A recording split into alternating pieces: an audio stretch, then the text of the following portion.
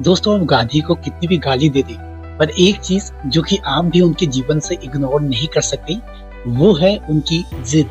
जी हाँ, आजादी को लेकर जो उनकी जिद थी, वो ना केवल उनके कर्मों में बल्कि उनके पूरे व्यक्तित्व में हमें दिखाई देता है। अब जरा इस तस्वीर पर नजर डालिए, जो कि 1931 में लंदन में हुई राउंड टेबल कॉन्फ्रेंस की है। इस बैठक में बड़े बड़े ब्रिटिश अधिकारी, राजा महाराजा और दिग्गज नेता महंगे सूट बूट पहनकर सम्राट जॉर्ज पंचम के सामने उपस्थित हुए थे।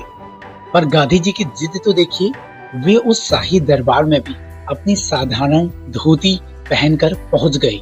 और जब ब्रिटिश अधिकारियों ने इस बात पर आपत्ति जताई, तो गांधी जी ने स्पष्ट रूप से कह दिया कि मैं पूरे भारत का प्रतिनिधित्व करता हूं और मेरे देश की आधी से ज्यादा आबादी इसी हाल में रहती है, इसलिए मैं वैसे वस्त्र नहीं पहनूंगा जैसे तुम चाहती हो। और आखिरकार वह बैठक गांधी जी की शर्तों पर ही पूरी हुई। गांधी जी की यही जिद हमें 1942 में भी दिखाई देती है, जब द्वितीय विश्व युद्ध की गूंज सुनाई दे रही थी।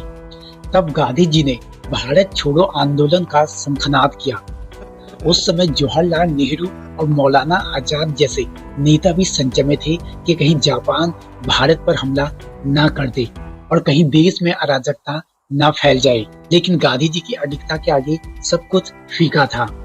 उन्होंने ना केवल करो या मरो का नारा दिया, बल्कि कांग्रेस को यह भी चेतावनी दी कि अगर तुम मेरा साथ नहीं दोगे तो मैं इस देश की बालू से कांग्रेस से भी बड़ा आंदोलन खड़ा कर दूंगा। तो दोस्तों, गांधी जी को निशाना बनाना बहुत आसान है, क्योंकि उनका जीवन एक खुली किताब है।